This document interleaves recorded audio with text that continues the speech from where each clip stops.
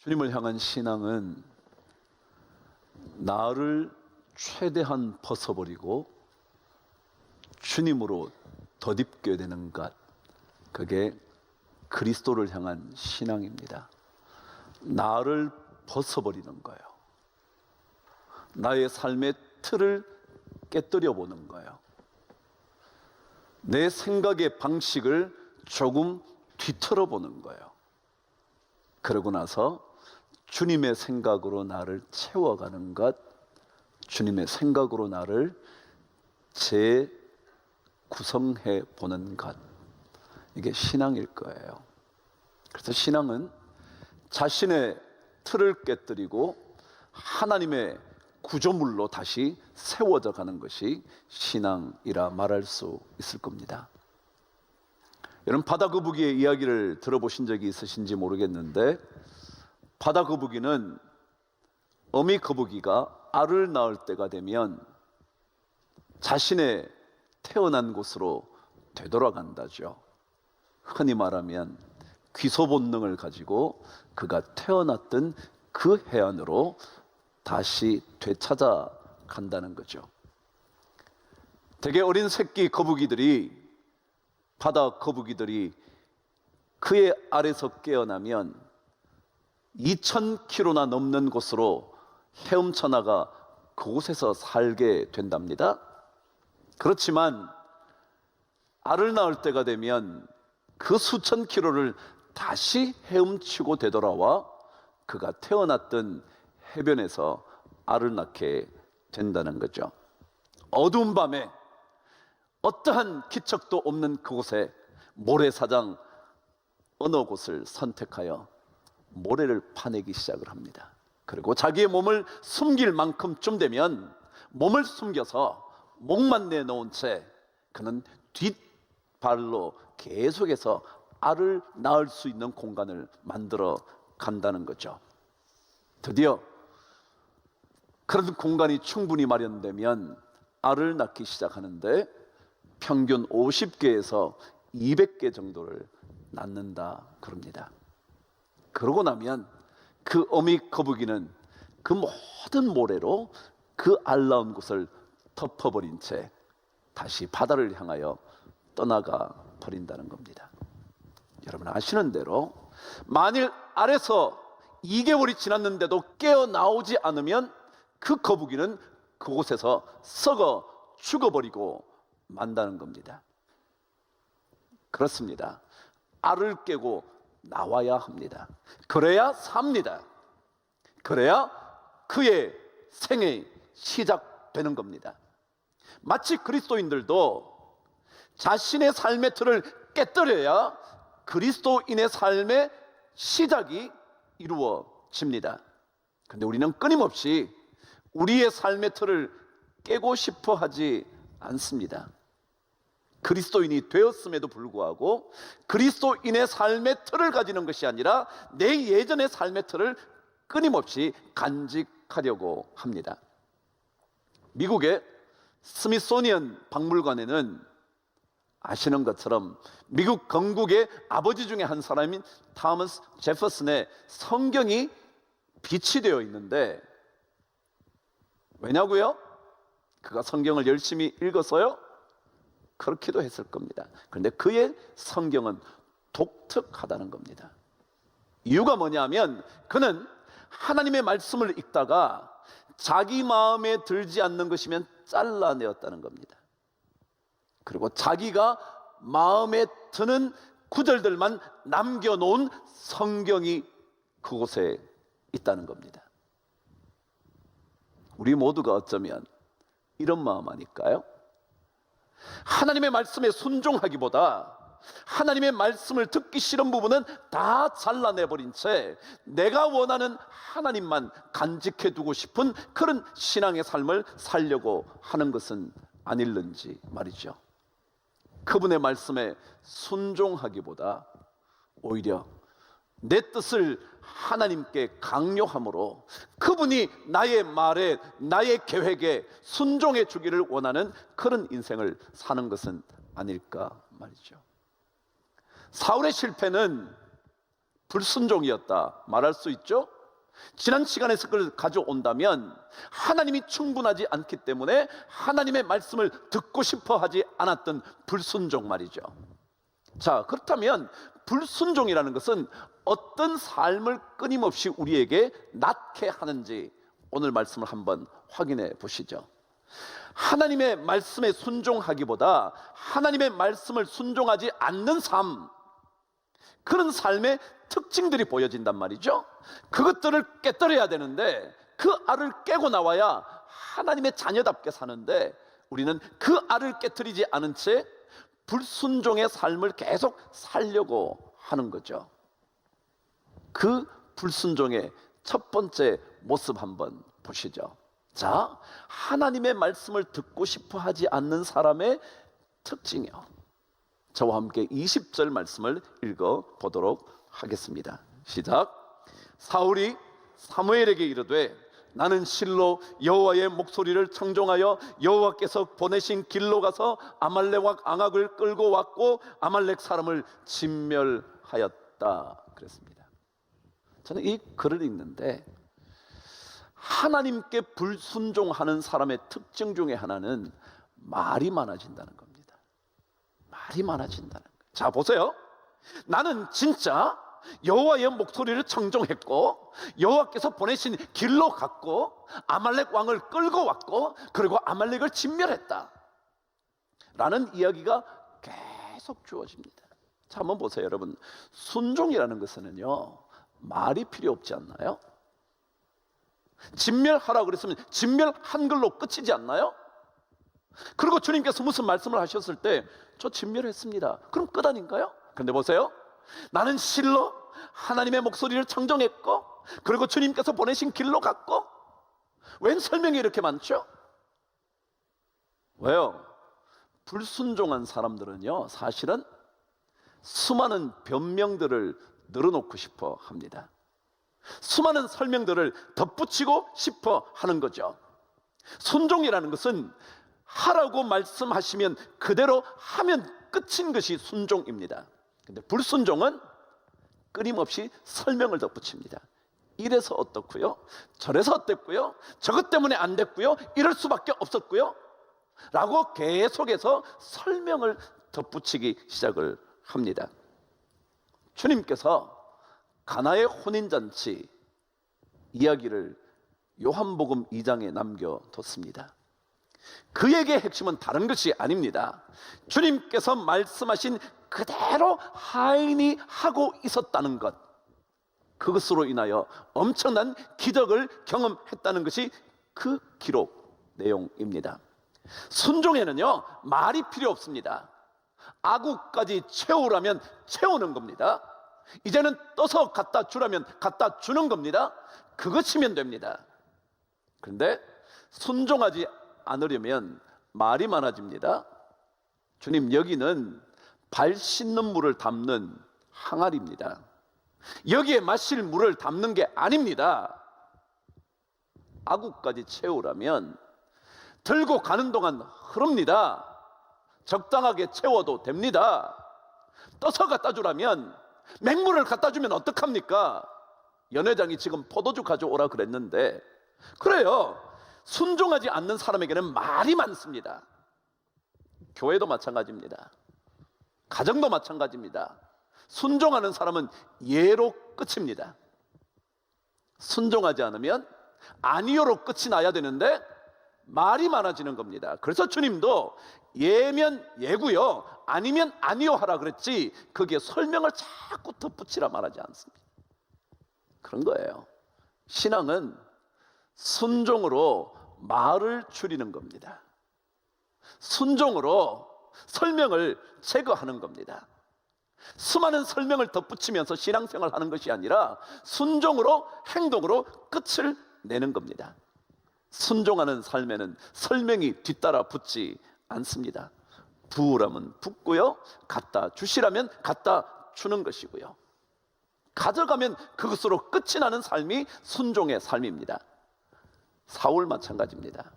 만일 그가 정말 하나님의 뜻대로 행했다면 사무엘의 질문에 대하여 저는 말씀대로 했습니다. 끝! 그렇지 않았습니다. 말을 자꾸 덧붙입니다. 실로 여호와의 목소리를 청종했고요, 여호와께서 가라는 그 길로 갔고요, 아말렉 왕 아각을 끌고 왔고요, 아말렉 군대를 진멸했고요.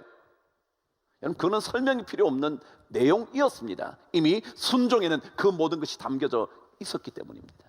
근데 순종하지 않았기 때문에, 그 마음속에 순종의 마음이 없었기 때문에 계속 한 것처럼 설명하는 겁니다.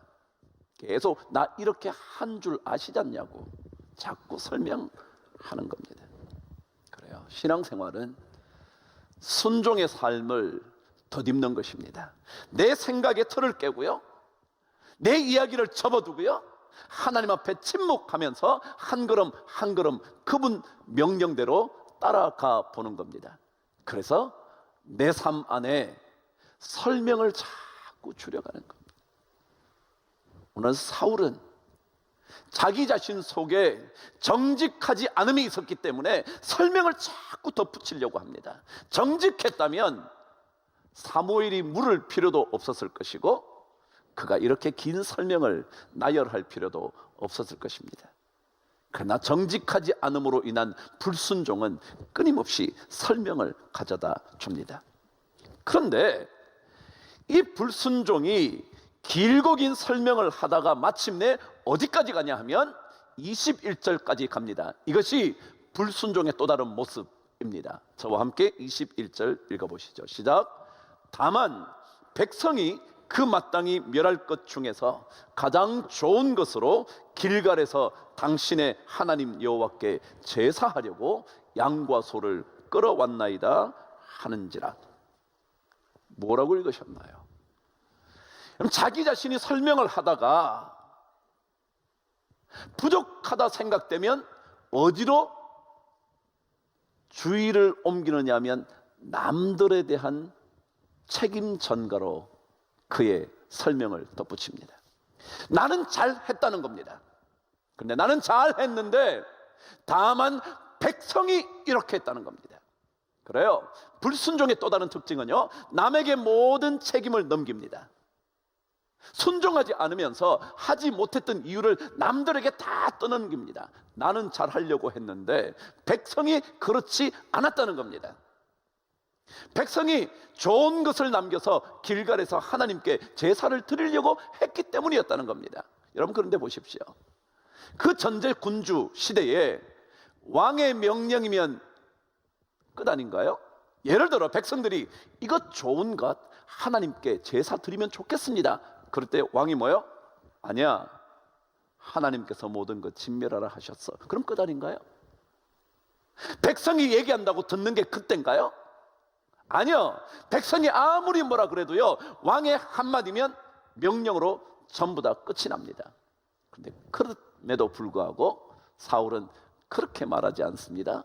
저는 이렇게 하려고 했는데 다만 백성들이 그 좋은 것 중에서 길갈에서 하나님 여호와께 드리려고 이렇게 남겨왔습니다라고 백성에게 모든 것을 떠는 겁니다. 우리는 남에게 떠넘기기를 좋아합니다.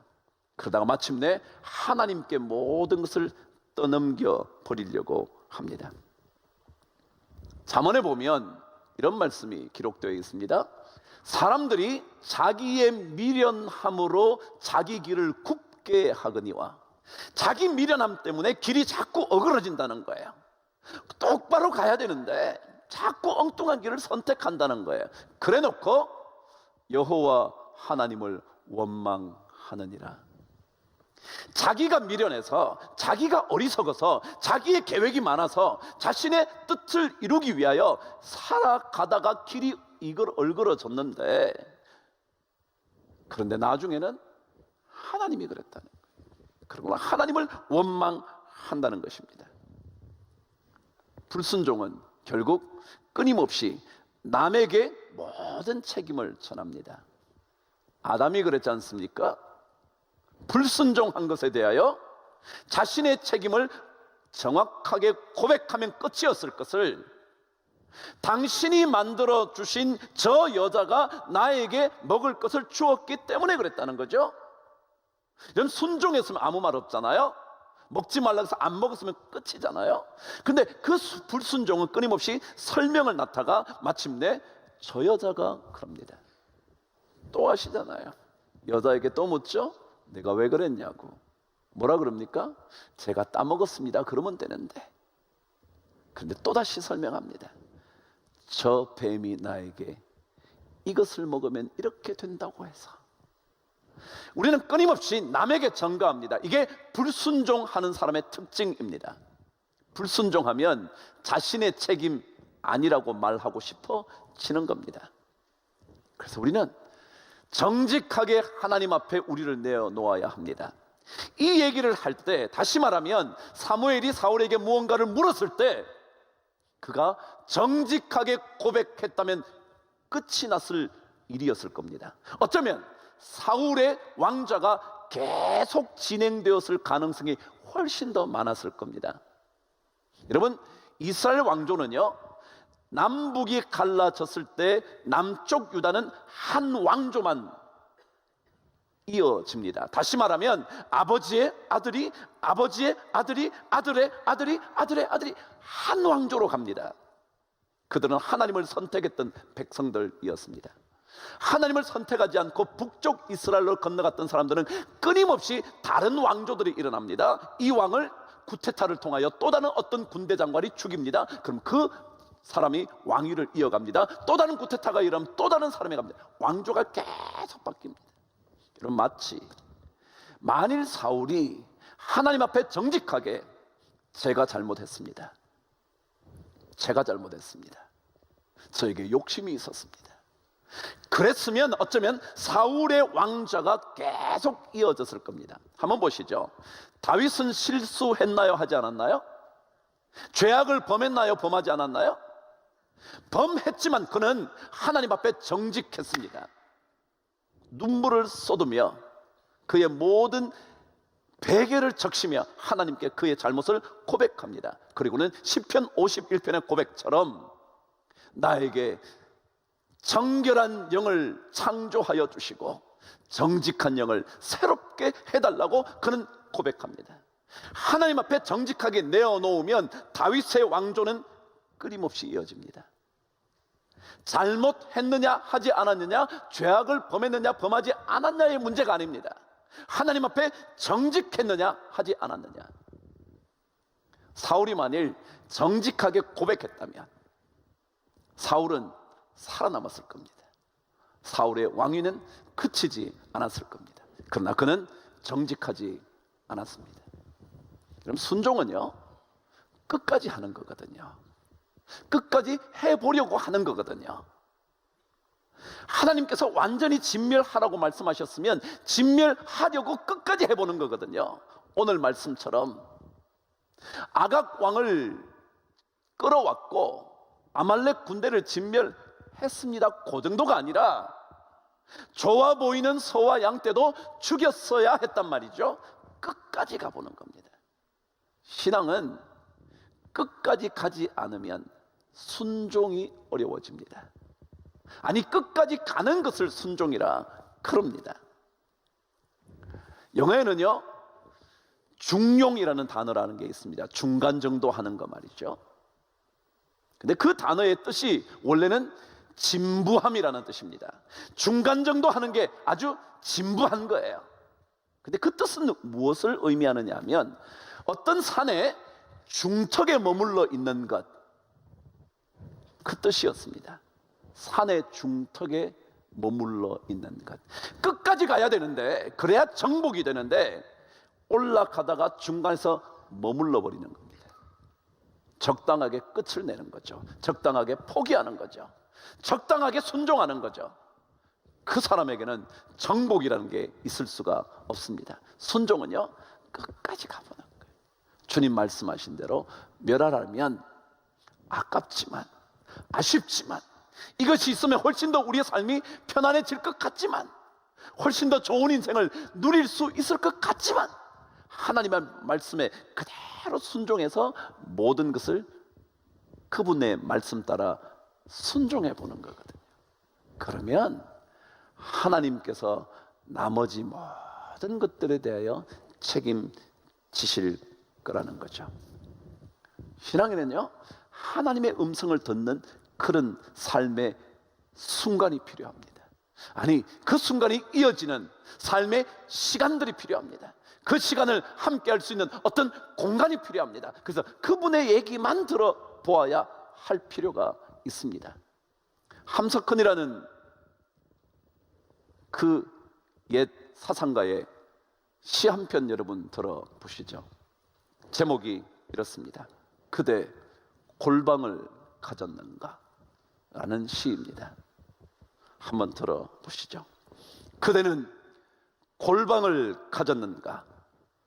이 세상의 소리가 들리지 않는, 이 세상의 냄새가 들어오지 않는 은밀한 골방을 그대는 가졌는가? 물어요, 우리에게. 당신에게 골방이 있냐? 당신 혼자만 들어가는 은밀한 방이 있냐? 그 속에 세상의 이야기들이 들려오지 않는, 세상의 수많은 향기와 냄새가 들어오지 않는 그런 공간 당신에게 있냐? 님은 씨앗이 강하신 분, 씨앗은 시기심입니다. 시기심이 강하신 분, 다른 친구 또 있는 줄 아시면 애를 태우고 눈물 흘려 노여워 도망을 하신다네. 하나님 외에 다른 어떤 친구 있는 것 알게 되시면 그분은 눈물을 흘리며 도망가 버리신다. 신앙생활 뭐냐면요, 그분 하나 붙들고 있는 거거든요. 그분께 순종하는 거거든요. 그분의 소리를 내 안으로 들어오게 하는 거거든요. 그분의 향기가 내 속에 가득 차도록 하는 거거든요. 그런데 만일 다른 친구, 그의 소리, 그의 이야기가 있다면 그분은 눈물을 흘리며 떠나버린다는 거예요. 님은 은밀한 곳에만 오시는 지극한 님, 사람 안 보는 그윽한 곳에서 귀에다 입을 대고 있는 말을 다 하시며 목을 끌어안고 입을 맞추자 하시네. 그대 마음에 네 문 밀밀히 닫고, 네 문이 뭐예요? 동서남북의 문이요, 네 개의 문이요. 그대 마음에 네 문 밀밀히 닫고 세상 소리와 냄새 다 끊어버린 후 맑은 등잔 하나 가만히 밝혀만 놓으면 극진하신 님의 꿀같은 속삭임을 들을 수 있네. 이 신앙 얘기죠. 세상의 이야기를 좀 닫아보는 거예요. 그래서 하나님의 말씀에 순종하는 맑은 등잔 하나만 딱 켜놓으면요, 그분의 꿀같은 속삭임이 들려올 거라는 거예요. 근데 우리는 우리가 하나님을 개조하고 싶은 생각이 많은 거예요. 타머스 제퍼슨처럼 모든 원하지 않는 것들은 다 잘라내버리고 자기가 원하는 것만 갖고 살고 싶은 거예요. 하나님의 말씀도 그렇게요. 그래요? 아말렉을 진멸하는 것, 그건 괜찮은 일이에요. 자기 마음에 들어요. 적군이니까 죽여버리는 것 좋아요. 그런데 멋진 소와 양떼를 죽이는 것은 마음에 들지 않아요. 그건 자기 마음에 들지 않는 거예요. 그래서 하나님의 그 말씀은 포기하는 거예요. 그 말씀은 잘라내는 거예요. 그리고 자기 원하는 대로 하나님을 만들어 가는 거죠. 그런데 신앙은 그게 아니라 내 틀을 깨트려 하나님이 내 안에 들어오시게 만드는 거예요. 그게 순종이고 그것이 바로 하나님 앞에 정직해지는 거죠. 만일 사울 자신의 실패에 대하여 그가 조금 더 정직했다면 그는 살아남았을 것입니다. 그는 끝까지 왕자를 이어가게 됐을 겁니다. 베냐민 지파에서 끊임없이 왕이 나왔을 겁니다. 그러나 그는 하나님 앞에 정직하지 못함으로 유다에게 왕조를 넘겨버리고 맙니다. 신앙생활 잘 사는 비결 다른 것 아닙니다. 내 틀을 깨트리고 하나님의 말씀에 순종하는 것. 그러기 위해서 세상 소리에 대해서는 조금 닫고요, 내 계획은 조금 더 끊어버리고요, 그리고 그분을 향한 맑은 등잔 하나 잘 밝혀두시면 그러면 주님께서 우리 안에서 끊임없이 역사하시게 될 줄 믿습니다. 이 은혜가 우리 모든 성도들에게 넘치기를 주의 이름으로 축복합니다.